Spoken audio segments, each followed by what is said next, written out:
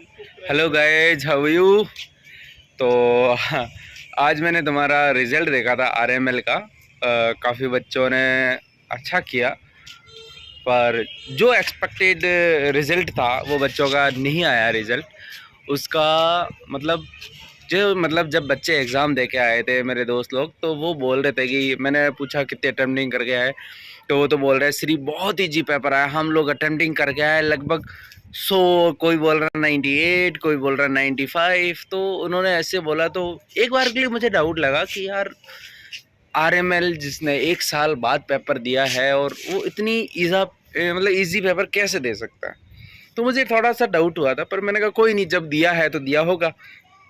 पर मैंने उनको बोला, मैंने कहा यार इतनी अटेम्प्टिंग नहीं करनी चाहिए, भले कितना इजी पेपर हो यार, 95, 98, 99 अटेम्प्टिंग अच्छी चीज़ नहीं है यार, अच्छा नहीं लगा मेरे को।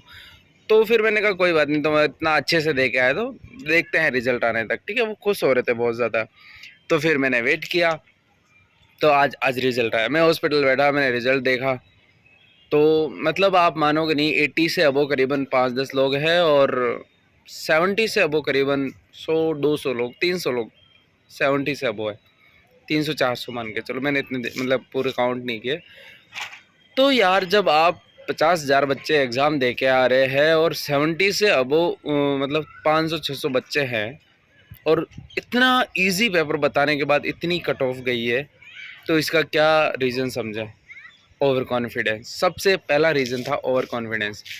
आपको ओवर कॉन्फिडेंस नहीं होना है, भले ही कितना इजी पेपर आ जाए। ओवर कॉन्फिडेंस इंसान को अच्छे से अच्छे मार्क्स को ज़ीरो करवा देता है, समझे गाइस। तो आपको जब पेपर आता है तो उसको अच्छे से पढ़ो, भले वो कितना इजी। तो ये सोच के पढ़ो कि इतना बड़ा इंस्टीट्यूट जब कोई पेपर बना रहा है और इतने साल बाद बना रहा है, तो यार उसने कुछ तो सोच के बनाया होगा ना। वो ऐसा थोड़ी ना कि कुछ भी बना के आपको दे देगा। तो गाइज हमेशा याद रखो, कोई भी पेपर, और मैं आपको बताऊँ आपको पेपर इजी क्यों लगता है। एग्ज़ाम हॉल में जाते हैं बच्चे, तो वहाँ आपको एग्ज़ाम इसलिए टफ ईजी लगता है क्योंकि आप यहाँ से बहुत ज़्यादा टफ पढ़ के जाते हो। मैं बोलता हूँ कोई भी बच्चा बेसिक चीज़ें नहीं पढ़ता है। मतलब जो बेसिक चीज़ मैंने कल भी इस टॉपिक का जो वीडियो बनाया था, वो मैक्सिमम बच्चे अवॉइड करेंगे उन टॉपिकों को, क्योंकि बच्चों को ऐसा लगता है कि ऐसा ये तो हमने पढ़ रखा है, बहुत अच्छे से पढ़ रखा है, क्या ही पढ़े बार बार। लेकिन सच बताऊँ, उनके अंदर काफ़ी सारी ऐसी चीज़ें हैं जो आपने नहीं पढ़ रखी है, समझे।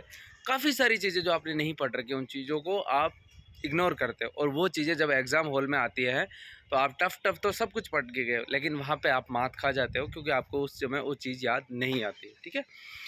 तो मेरा एक कहना है गाइज़, आप बेसिक चीज़ों को मत छोड़ो यार, क्योंकि वहाँ जब एग्ज़ाम हॉल में आपको गिल्ट होता है कि यार इतनी बेसिक चीज़ गलत करके आया, तो वो सबसे बड़ा गिल्ट होता है। कि टफ़ चीज़ छोड़ के आया तो चलो समझ में आता है कि यार नहीं आ रहा था, इतना बड़ा टफ़ पेपर दे दिया, तो इतना सोचोगे वो टफ़ किसी को नहीं आ रहा है।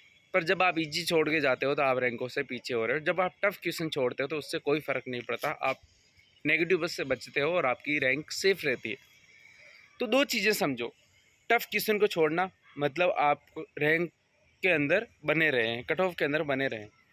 अगर आप इजी क्वेश्चन छोड़ रहे हैं तो आप, या फिर इजी क्वेश्चन गलत कर रहे हैं, तो आप रैंकों में, कट ऑफ में पीछे जा रहे हैं। तो फिनोमेना क्या है? फिनोमेना एक है कि भले ही कितना इजी पेपर, कितना टफ पेपर, कितना मॉडरेट पेपर है, वो आप एग्ज़ाम हॉल में डिसाइड करो। और मैंने बोला इजी मॉडरेट पेपर जब आपको लगे ना, तो ये सोचो कि यार मैंने टफ लेवल की तैयारी करी, इसलिए मुझे पेपर इतना ईजी लग रहा है, ठीक है। तो उस कंडीशन में आपको क्या करना, तो वहाँ भी आप सावधानी रख के अच्छे से अटेम्प्टिंग करो, ठीक है। और नॉर्थ सेट के अंदर आप याद रखना, भले ही आपको इजी लगेगा, पर आप अटेम्प्टिंग उस हिसाब से करके आना, ओके। ठीक है, बस इतना ही बोलना था मुझे वीडियो के अंदर, क्योंकि मैंने ये बहुत गलत चीज़ देखी कि यार आप इजी पेपर देख के 100 अटेम्प्टिंग करके आ रहे हो, 98 अटेम्प्टिंग करके आ रहे हो, तो इससे आप कितने रहे हो। आप ये भी सोचो ना कि सब लोगों को इतना ईजी लग रहा होगा। अब मैं बताऊं, 70 जितने बच्चे हैं, 70 से अबो मैं अगर काउंट करूं, 70% से अबो, तो 70% से अबो करीबन 10,000 बच्चे हो रहे, 10-12 हज़ार। तो क्या मतलब रहा, सबकी बराबर कट ऑफ गई। फिर आपने अलग क्या किया, आपने हटके क्या किया। तो चीज़ें हमेशा ये देखो, हटके कुछ करना है तो हटके क्या करना है उस चीज़ पर फोकस करो। तो हटके करने के लिए आपको एक ही है, आपके नेगेटिव अटेम्प्टिंग कम होनी चाहिए, और कम से कम आप अच्छे से करो, ठीक है। और कुछ डाउट हो तो मुझे कमेंट कर देना, मैं उसको बता दूंगा, ठीक है। बढ़िया गाइज, अच्छा दे के आना। अब मैं शायद वीडियो नहीं अपलोड करूँगा नॉर्थ सेट प्री से पहले, ठीक है। मेंस की स्ट्रेटेजी बता दूंगा जब आप प्री दे के आ जाओगे, ठीक है, बेस्ट ऑफ लक, अच्छा देखे है ना। और अगर कुछ भी डाउट हो तो मेरे को बता देना, मैं नॉर्थ साइड प्री से भी बना दूंगा, टाइम निकाल लूँगा, एक आधा वीडियो बना दूंगा। ठीक है गाइस।